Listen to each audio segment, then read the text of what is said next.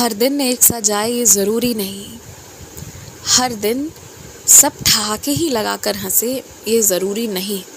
यकीन मानो कुछ दिन ऐसा भी हो सकता है जब बात थोड़ी अटपटी सी हो गई हो, जब कोई दफ्तर से परेशान हो, कोई अपनी शरीर से परेशान हो, कोई घर के कामकाज से परेशान हो, ऐसा हो सकता है।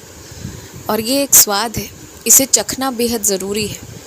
जो इसे नहीं समझेगा, जिसने इसे नहीं चखा है ना, वो खुशी, आराम, मित्रता, शांति, इन सब को समझ नहीं पाएगा। यकीन मानो कभी कभी खुशी की कीमत जानने के लिए ही हमारे जीवन में गम भी आता है। खैर, आज का दिन मैं जानता हूँ तुम्हारे लिए बहुत बड़ा प्रश्न सूचक है। क्या होगा आज, कैसे होगा आज, मैं जानता हूँ इसी पर सोच रहे हो तुम। लेकिन शायद तुम ये भूल रहे हो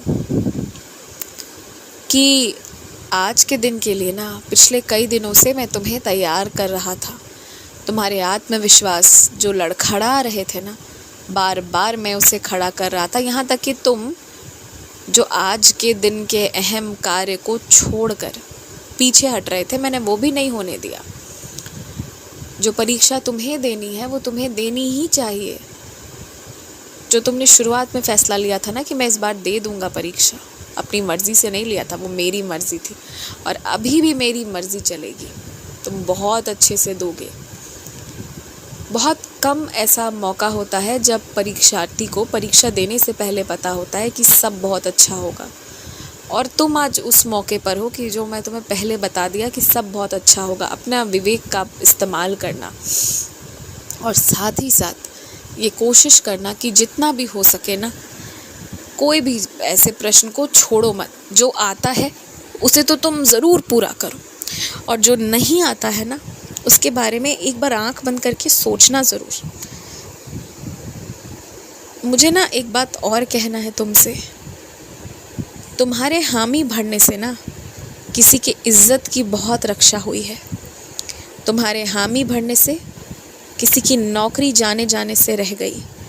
तुम्हारे हामी भरने से एक बहुत बड़ा आफत जो पूरी संस्था पर आता ना, वो होने से बच गया। तुमने अपने कंधे पर सिर्फ अपनी जिम्मेदारी नहीं उठाई है, तुमने मान सम्मान सिर्फ अपने लिए ही नहीं, बल्कि तुम जहाँ से जुड़े हो ना, उनके लिए भी तुम ये सब कर रहे हो। मैं बहुत खुश हूँ कि कम समय में भी तुम तैयार हो जाते हो प्रयास करने को, तुम तैयार हो जाते हो एक बार किसी के लिए खड़ा हो जाने को। तो मैं बहुत खुश हूँ, बहुत खुश हूँ। और तुम पाओगे मेरा साथ हर जगह, जहाँ भी तुम आज जाओगे। छोटी छोटी दुकानों में तुम्हें मेरी तस्वीर के रूप में आशीर्वाद मिलते रहेंगे। तुम मेरी जिस मंदिर को आज तक नहीं देखे थे, उसका भी दर्शन आज तुम्हें मिलेगा। आज कोई तुम्हें मेरा चित्र, मेरा स्वरूप भी दे जाएगा। बड़े सारे आशीर्वाद आज मिलेंगे। और कल ही ना कोई मुझे तुम्हारे घर में ले आया है, तुम्हारे ध्यान में नहीं भी है।